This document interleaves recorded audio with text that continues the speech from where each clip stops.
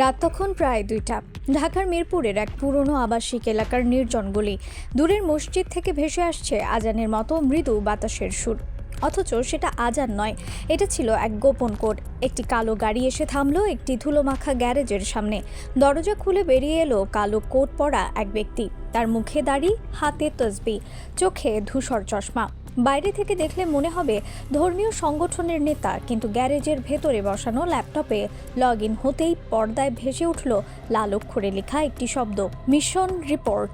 যে মানুষটি বছর জুড়ে টেলিভিশনে ভারতের বিরুদ্ধে গর্জে ওঠেন, তিনি বক্তৃতায় বলেন, আমরা ভারত বিরোধী, আমরা মুক্তি চাই।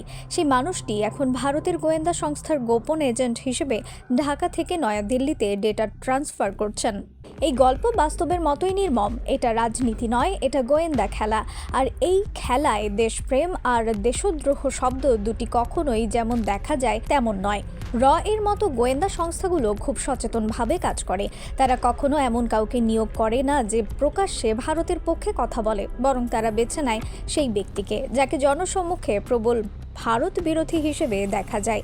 এই কৌশল প্রাচীন কিন্তু ভয়ঙ্কর কার্যকর।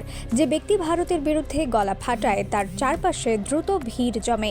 রাজনৈতিক সংগঠন, প্রতিরোধ ফোরাম, এমনকি গোপন গ্রুপগুলো তাকে বিশ্বাস করে, আর সেই বিশ্বাসী হয়ে ওঠে গোয়েন্দা সংস্থার সোনার খনি।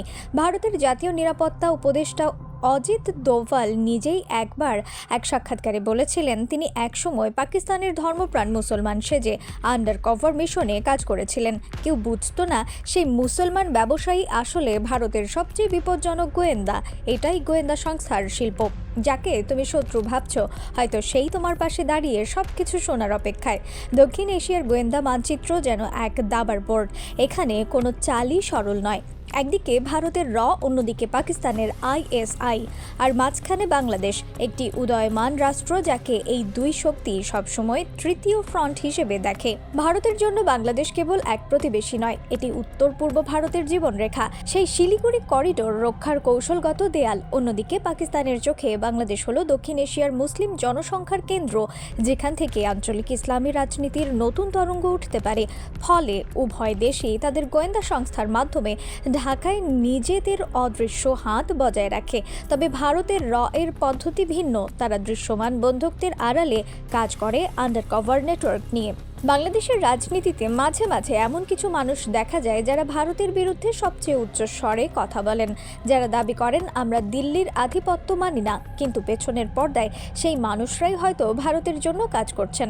এক প্রাক্তন নিরাপত্তা কর্মকর্তা নাম প্রকাশ না করার শর্তে বলেছিলেন, অনেক সময়ে যাদের আমরা দেশপ্রেমিক ভাবি তারাই আমাদের সবচেয়ে বড় ফাঁসির দড়ি হয়ে ওঠে, কারণ তারা সমাজের ভেতর থেকে তথ্য সংগ্রহ করে। কখনো তারা আন্দোলনের নেতৃত্ব দেয়, কখনো তারা স্বাধীন চিন্তার প্রতিনিধি সেজে মিডিয়ায় উপস্থিত হয়। তারা জানে কিভাবে মানুষের রাগকে মাপতে হয়, কিভাবে প্রতিবাদকে দমন না করে পরিচালনা করতে হয়।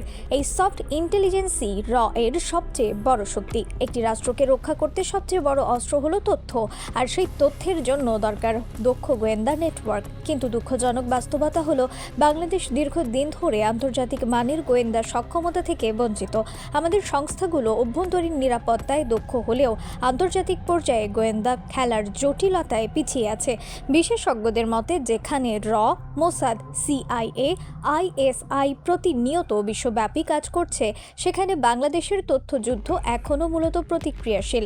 এর মানে দাঁড়ায়, ঘটনা ঘটার পর আমরা প্রতিক্রিয়া দেই, কিন্তু ঘটনা ঘটার আগে প্রতিরোধ করতে পারি না। ফলে বহু সময় দেখা যায় রাজনীতির অন্তর্মহল থেকে শুরু করে মিডিয়া পর্যন্ত অদৃশ্য প্রভাবের ছায়া পড়ে যাচ্ছে। ভারতের নিরাপত্তা উপদেষ্টা অজিত দোভাল গোয়েন্দা জগতের এক কিংবদন্তি নাম। তিনি একবার বলেছিলেন, if you want to control your enemy, infiltrate his mind. মানে শত্রুকে নিয়ন্ত্রণ করতে চাইলে তার মনেই ঢুকে পড়ো। দোভালের তৈরি করা এই তত্ত্বকেই বলা হয় অফেন্সিভ ডিফেন্স, অর্থাৎ আক্রমণাত্মক প্রতিরক্ষা। এই নীতির ভিত্তিতেই এখন শুধুমাত্র সীমান্তের বাইরে নয়, শত্রু রাষ্ট্রের ভেতরেও মনস্তাত্ত্বিক নেটওয়ার্ক গড়ে তোলে। বাংলাদেশের এর এই মনস্তাত্ত্বিক খেলার পদ্ধতি অনেকটা এমন। তারা এমন ব্যক্তিদের চারপাশে ঘিরে রাখে যাদের জনগণ বিশ্বাস করে, যাদের কথা টেলিভিশন বা সোশ্যাল মিডিয়ায় দ্রুত ছড়িয়ে পড়ে।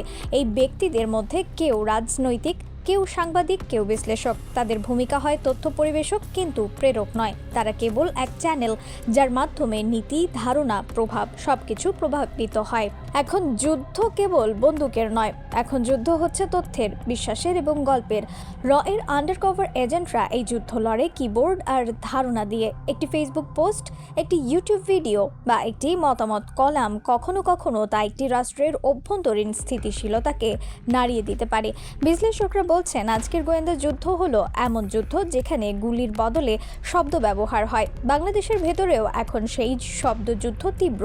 কখনো তা দেশপ্রেমের ছদ্মবেশে আসে, কখনো ধর্মীয় স্বাধীনতার দাবিতে, আবার কখনো গণতন্ত্র রক্ষার স্লোগানে। কিন্তু এর ভেতরে কাজ করে অদৃশ্য এক হাত, যে হাত তথ্য সংগ্রহ করে, বিশ্লেষণ পাঠায় আর সিদ্ধান্তের দিক নির্ধারণ করে দেয়। রাত নামছে ঢাকায়। এক জনপ্রিয় টকশোর আলো নিভে যাওয়ার পর সঞ্চালক তার ফোন হাতে নিয়ে নীরবে হাসলেন। ক্যামেরার সামনে তিনি বলেছিলেন, আমরা ভারতের বিরুদ্ধে, আমাদের সার্বভৌমত্বই প্রথম। কিন্তু ক্যামেরা বন্ধ হতেই তিনি মেসেজ পাঠালেন এক বিদেশি নম্বরে, data file transport mission complete.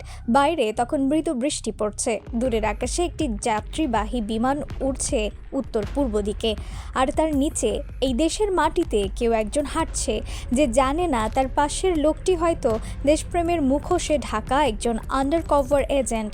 বৃষ্টির শব্দে মিশে গেল অচেনা এক প্রশ্ন, দেশপ্রেম আজ কার হাতে? আর দেশদ্রোহ ঠিক কোথায় শুরু হয়? রিফাত আরা ইসলাম, ভোরের আকাশ।